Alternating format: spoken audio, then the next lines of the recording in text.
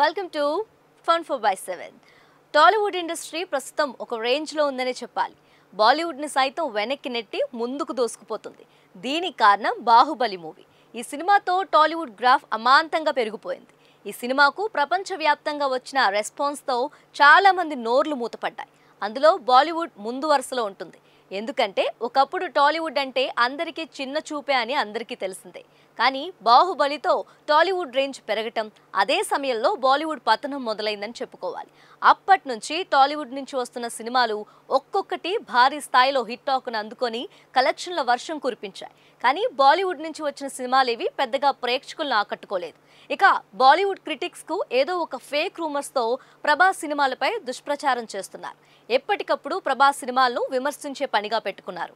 లేటెస్ట్గా కల్కి movie world వైడ్గా బ్లాక్ బస్టర్ రెస్పాన్స్ అందుకోవడంతో బాలీవుడ్ క్రిటిక్స్ చెలరేగిపోయారు. లేటెస్ట్గా కల్కి మూవీ వరల్డ్ వైడ్గా బ్లాక్ బస్టర్ రెస్పాన్స్ అందుకోవడంతో బాలీవుడ్ క్రిటిక్స్ చెలరేగిపోయారు.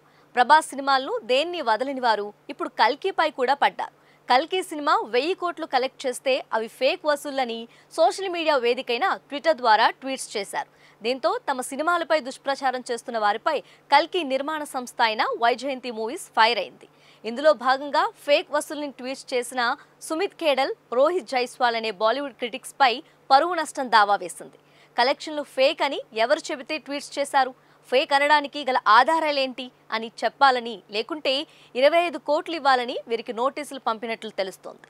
దీంతో బాలీవుడ్ మాఫియాకు దెబ్బ మీద దెబ్బ పడినట్లయిందని చెప్పాలి. చూడాలి మరి ఇది ఎంతవరకు వెళ్తుందో.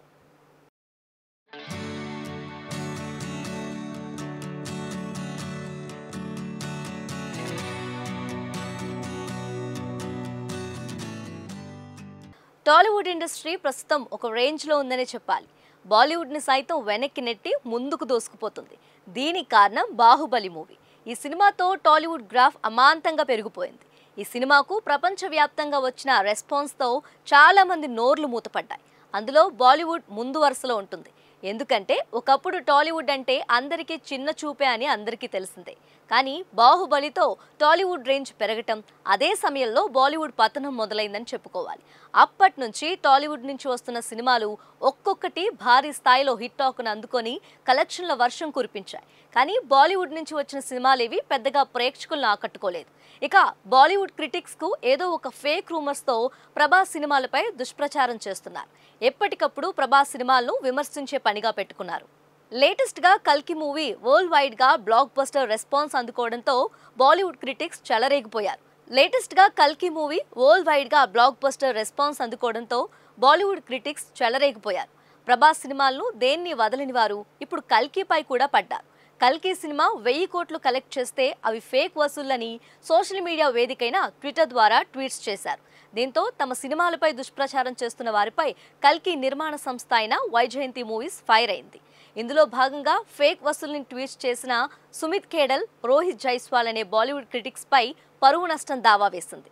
కలెక్షన్లు ఫేక్ అని ఎవరు చెబితే ట్వీట్స్ చేశారు, ఫేక్ అనడానికి గల ఆధారాలేంటి అని చెప్పాలని, లేకుంటే 25 కోట్లు ఇవ్వాలని వీరికి నోటీసులు పంపినట్లు తెలుస్తోంది.